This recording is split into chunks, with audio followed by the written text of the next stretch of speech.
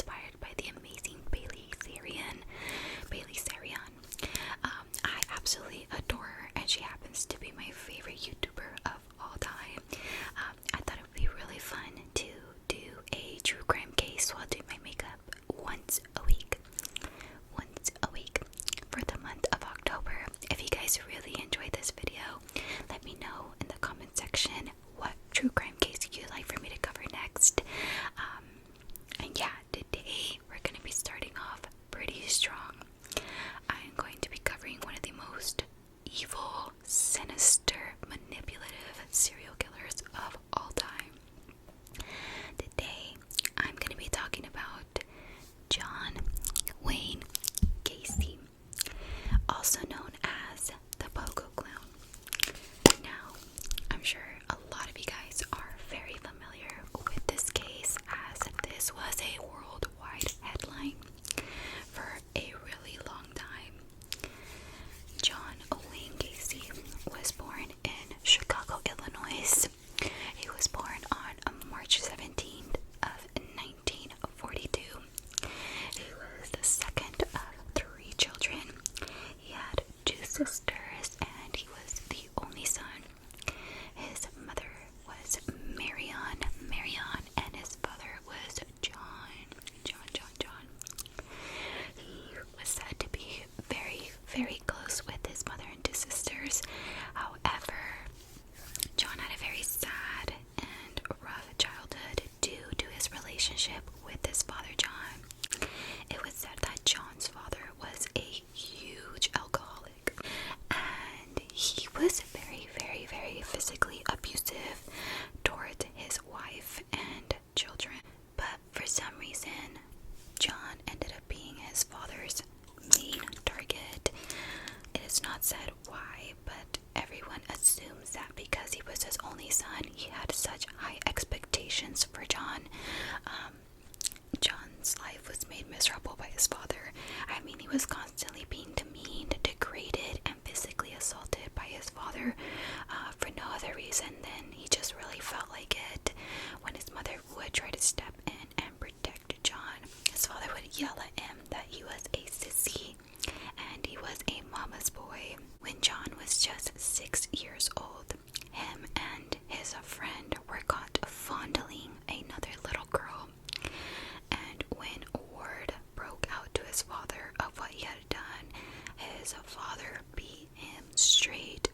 John actually said after that incident, he grew very, very terrified of his father and never acted out like that again, at least while in his home. John actually suffered with a heart condition which limited his physical activity, such as playing sports, running outside, playing with his peers, and this often alienated him and made him feel lonely. At the time that John reached high school, he actually ended up dropping out of his senior year and decided that he was tired of his father's abuse and was ready to start his own life. So that's exactly what he did. He drove all the way to Las Vegas, Nevada, and actually ended up getting a job as a janitor at a funeral home. When the funeral director found out that John had nowhere to live, they actually built him a little room in the back near the embalming room. And John did not care. He was actually very excited for this, as he now had his own independence. He had a job and was making his own money. One night, while John was sleeping in his room at the funeral home, he woke up out of bed, walked into the embalming room, and walked over to an open casket which had a young male inside. He crawled into the casket and began to cuddle this young male's body, and eventually began to touch and caress this young man's lifeless body. John actually states that in this moment he had a light bulb moment in his brain where he was just kind of like, what am I doing? Like, this is not normal. This is actually very creepy, and this is not okay. So he was kind of, I guess you can say, in a state of shock. It wasn't long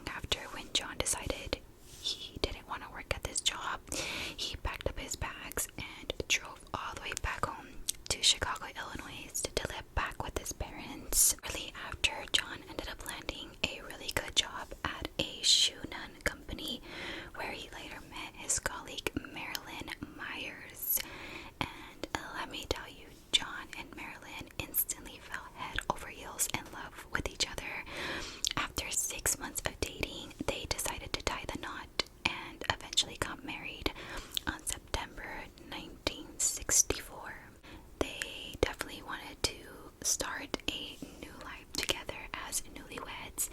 And luckily for John, Marilyn's father actually needed a manager, as he was the owner of 3 KFC franchise restaurants. And John thought this was a perfect opportunity, great pay, an amazing job, and a chance to move away from his hometown. So that's exactly what they did. They moved 300 miles away from Chicago, Illinois to Waterloo, Iowa. Shortly after John and Marilyn had 2 children, John became very involved with his community and was actually very respected and liked within his community. He ended up joining a local JC chamber and was eventually elected the president precinct of the local chambers, which is really amazing because he held a lot of power in this position. And so life was great.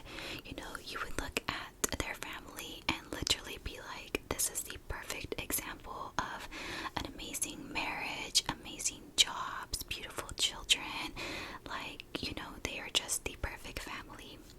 So you would think. Little did people really know about John's deep secret. John began developing a very unhealthy obsession with pornography, specifically young boys and men. And this began to spike John's interest, where he actually felt the desire to act on his sexual fantasies on children. It wasn't long after until John picked his first victim, which actually happened to be one of his JC Chambers' sons, who lured this 15-year-old teenager to his home, gave him beer, played pool, and even showed him pornography.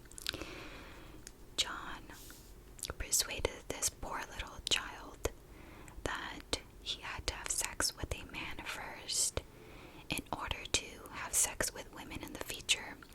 Now, this child trusted John and went along with it. Although John had something else in mind, he handcuffed this poor child, threw him on the bed, held him at knife point, and began to perform all of his sexual desires. I went ahead and added this brown shade into my crease, and now I'm going to go in with these 2 darker shades to start really darkening and intensifying this smoky eye. Shortly after this incident, this child went home and immediately told his mom and dad what had occurred, and their parents were livid, as they should be. They immediately called the police, and John was arrested. But being John had a little plan up his sleeve. He hired one of the teenagers that happened to work at his local JC Chambers to, rough him up, scare him. He lured this poor child that had already been through enough into a pretty secluded, remote area, and not only maced him in the space, but he actually physically assaulted this poor child, and warned him against testifying against John. Despite his efforts, so this child was able to escape this and still testify against John in court. Now, this is the part that truly breaks my heart. Unfortunately, there was not enough substantial evidence to charge John with this sexual assault crime, and so he pled guilty to sodomy. And John didn't really care. He thought, he's gonna get served a very short sentence. However, the judge ended up charging him and sentencing him to 10 years in prison. That same day that John was sentenced, his wife Marilyn actually petitioned for a divorce, and the judge ended up granting her divorce fairly quickly. After John was put into federal prison, he received some devastating news that his father had passed away. John tried to request permission to attend his father's funeral. However, he was denied permission, and it is said by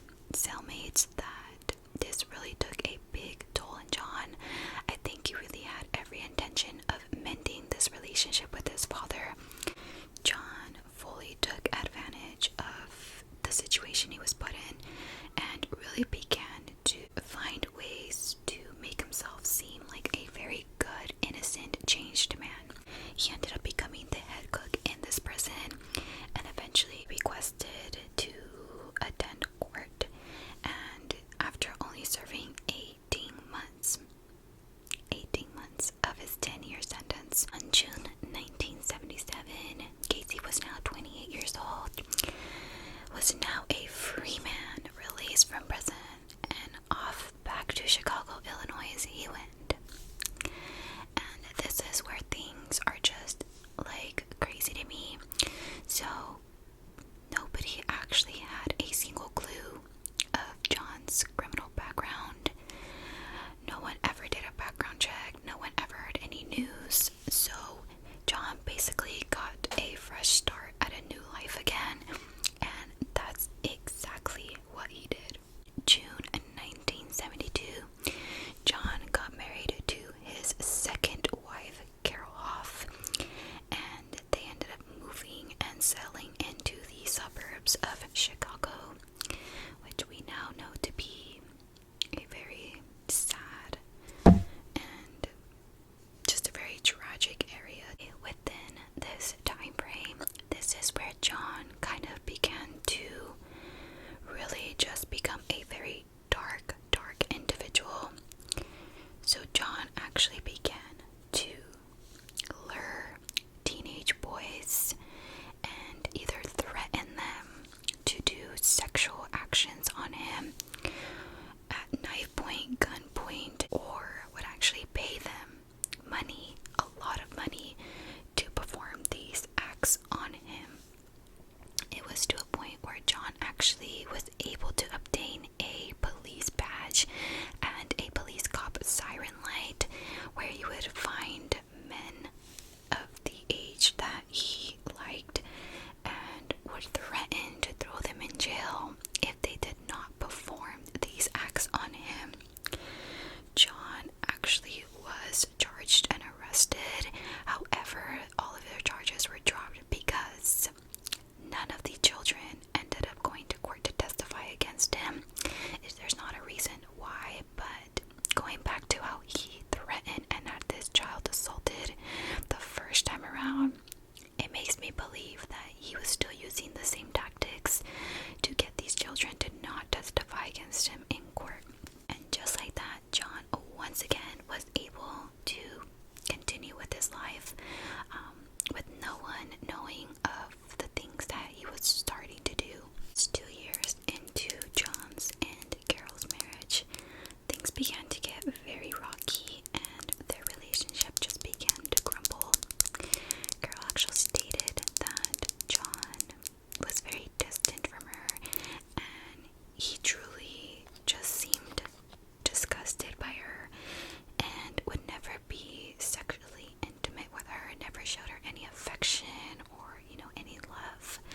And she actually stated in an interview that after being intimate one night, John actually told her to her face that would be the very last time they were intimate in bed with each other.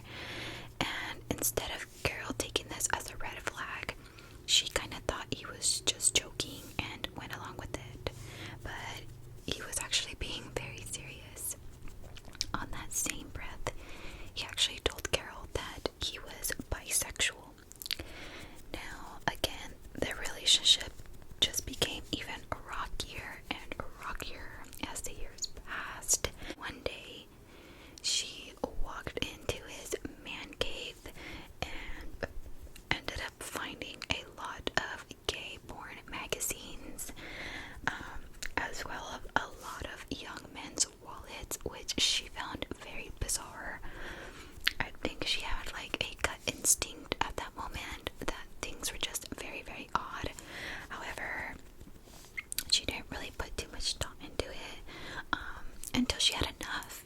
John was always bringing young men into his home, and they would stay up very late drinking, partying, doing other things, and she finally ended up confronting him. They had a really huge fight, and she had enough. She ended up telling John she wanted a divorce. He mutually agreed, and so they separated and went their own ways. After his separation with Carol, John decided he wanted to open his own business. He was a cook working at a night restaurant. Ended up speaking to his mother about this business that he wanted to open. His mother thought that was a really good idea, and she ended up telling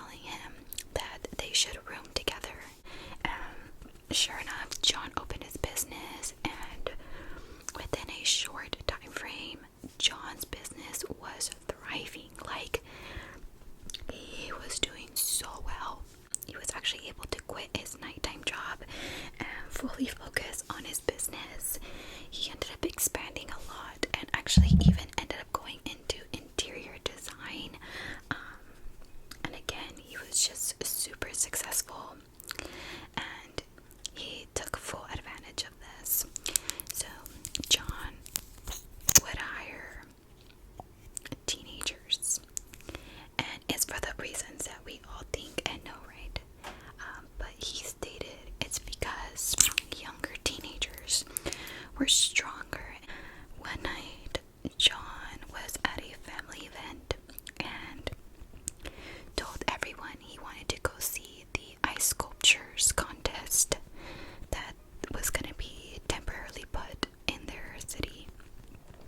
And so he drove late at night around his city, and this is where he stumbled across his first 15-year-old victim, who was waiting for the bus stop, and John ended up pulling over and telling this 15-year-old that if he didn't feel safe waiting for the bus stop, he could actually stay at his house. He could crash there, and John would take him to the bus stop the first thing in the morning. This kid knew it was very late, and John was telling him that it was very dangerous in this area and definitely not safe for him to be there alone. So this 15-year-old agreed, hopped into John's car, and to his house they went. And they spent the night together. It's not exactly said what happened or occurred throughout the night, but John did end up stabbing this 15-year-old in the chest to death. He claims that he woke up in the morning to the 15-year-old standing at his door holding a knife, where John quickly reacted and began to wrestle and fight with this 15-year-old who was not really refusing to drop the knife. He was able to drop the knife from his hand and continue to fight. This 15-year-old was not stopping, and so he dropped him to the ground and began to repeatedly stab him in the chest until he died. He says he later just walked down to his kitchen to wash the bloody knife, where he found eggs and bacon and a nice setup that was made by this 15-year-old, and he kind of thought to himself, oh, maybe he was just trying to do something nice for me and I just killed him. Sadly, even with this poor child being reported, the case grew cold and nobody really followed up with this case, and that is how John was able to get away with this very first murder that we know of. Just 10 miles away from where John was currently living, a 15-year-old by the name of Rob Beist was reported by his mother. His mother states to the police that she was waiting for her son in the parking lot, as she did every single day. Her son worked at a pharmacy, and she always picked him up after work. And all she knows from her son is that Rob had ran into a contractor that was known to giving teenagers amazing opportunities as a job, and he was going to go speak to him about potential job offer, and she never saw or heard of her son again. Now this really stood out to the police officers because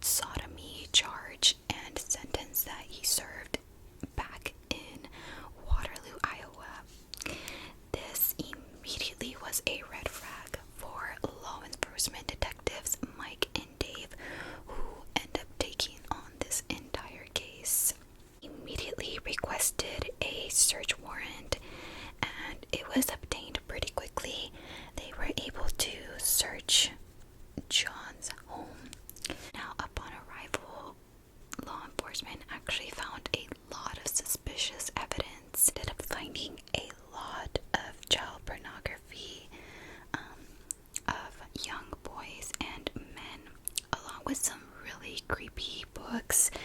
There was one specifically titled Pretty Boys Must Die. They actually ended up finding a lot of driver's license of a lot of young boys and men who had been reported missing and were never found. Which, like, what?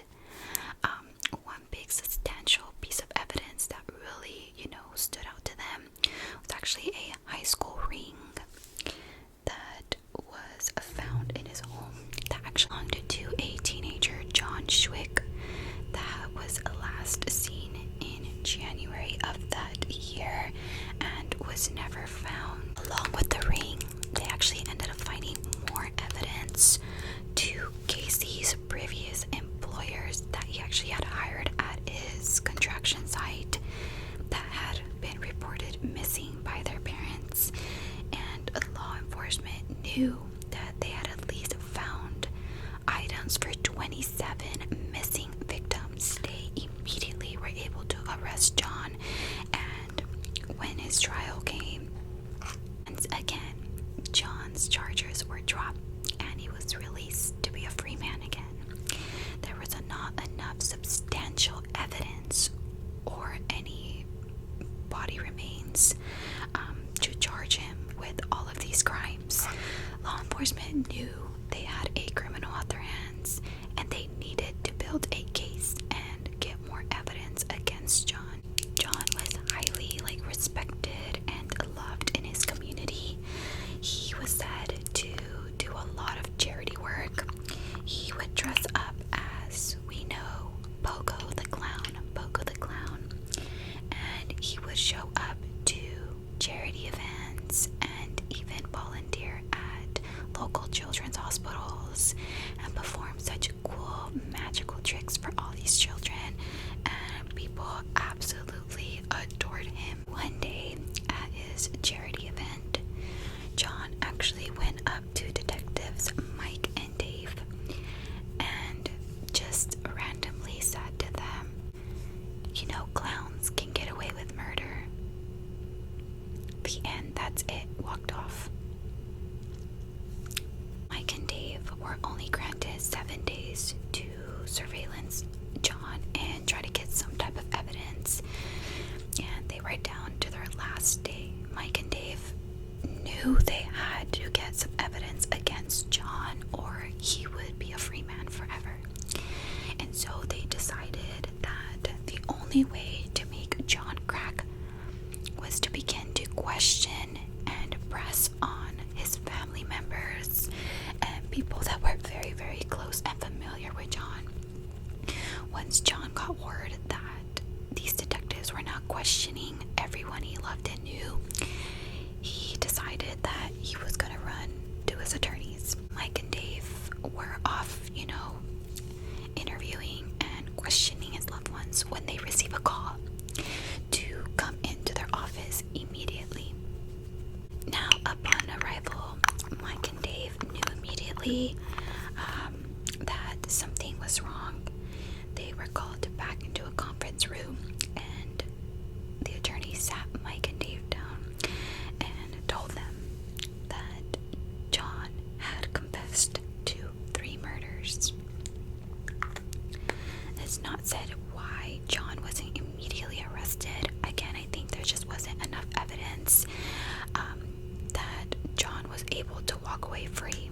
Again, Mike and Dave followed John, and after a really long drive, John ended up pulling over to a Shell gas station where he took a really long time inside talking to the cash register worker, and shortly after got in his car and drove off.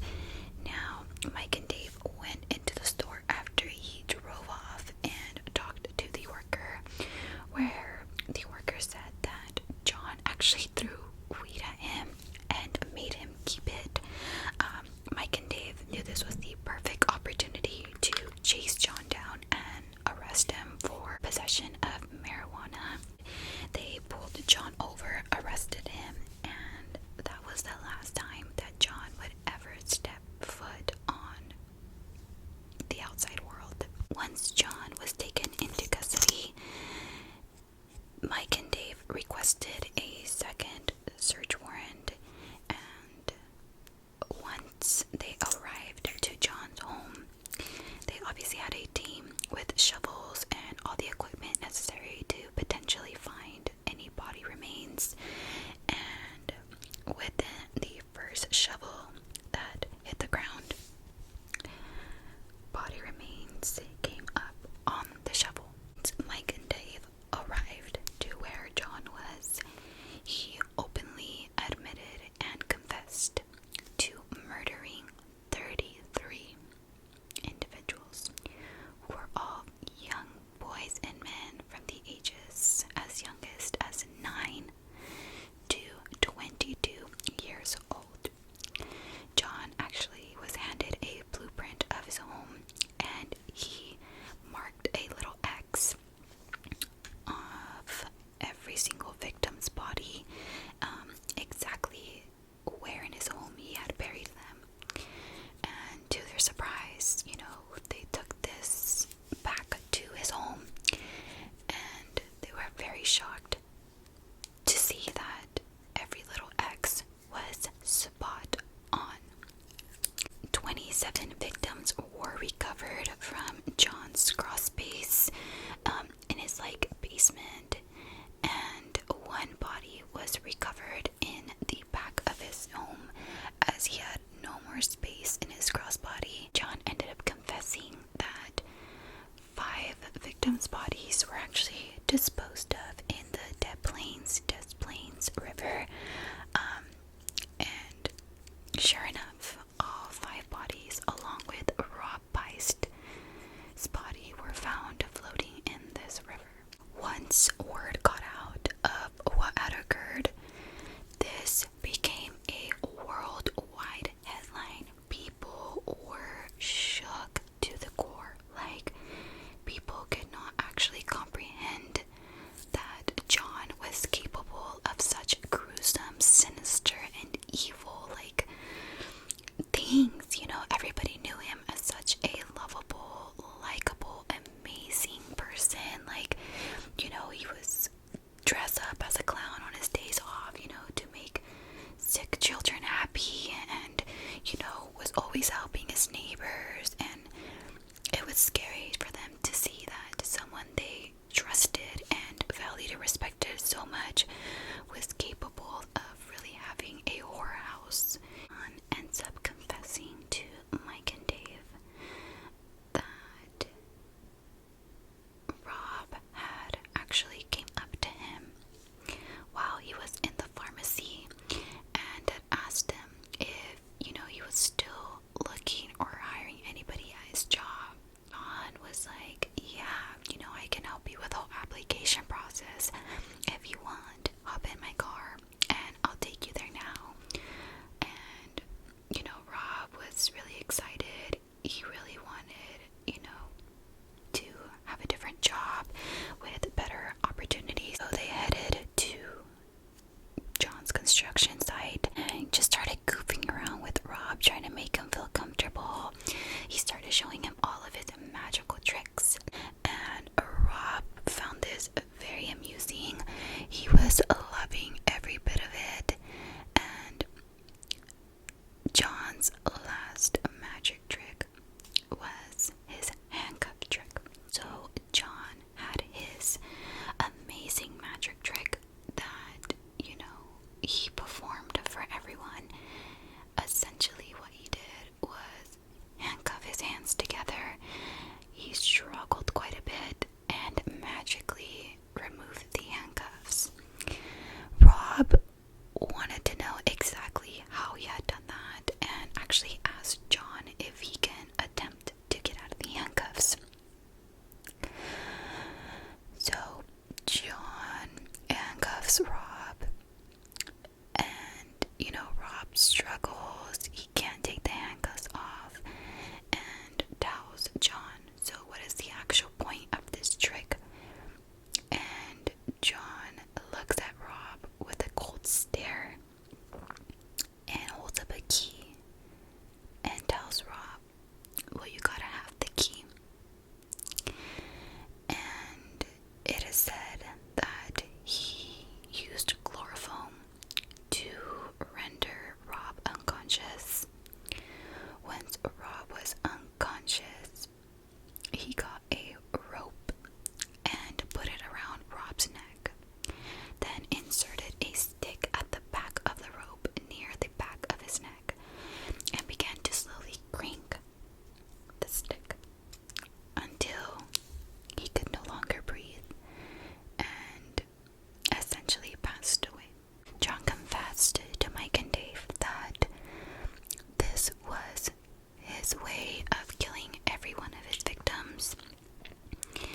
actually said that he became so good with this way of unaliving these young boys that he knew at what point which nerve and which part of his body would react next with each spin he did on their neck.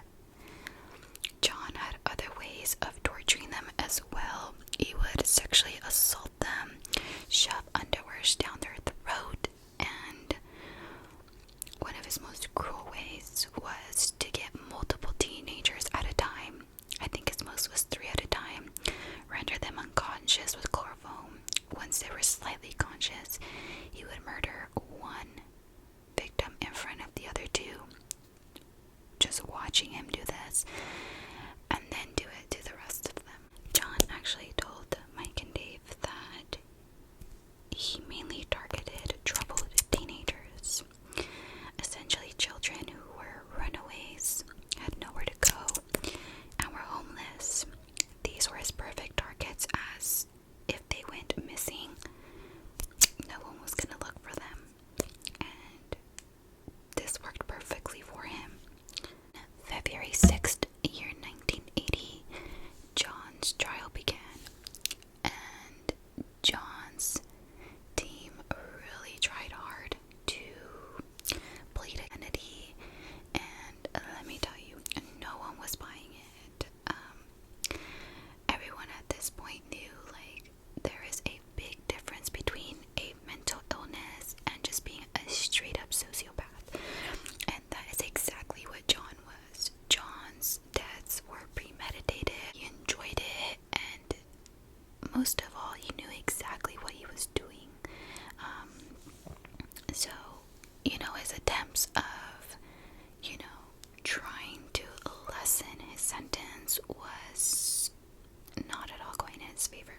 And after 3 hours, the jury immediately found John guilty of all 33 charges, and he was sentenced to the death penalty. He awaited death row for 14 years. Not only did John, get to live for 14 years, he began to do art. And you may be asking me why this is even relevant. Well, John actually began to illegally sell his art to people on the outside, and he was actually profiting a lot of money, which is illegal. And this is when they brought in defense attorney Karen, and she basically was doing anything and everything, possible to get him as quickly as possible.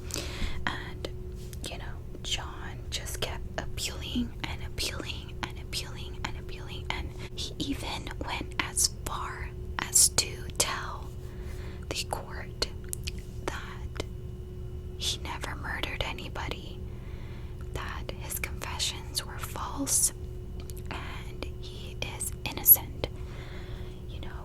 I'm an innocent man. I didn't kill anybody. Nobody believed him.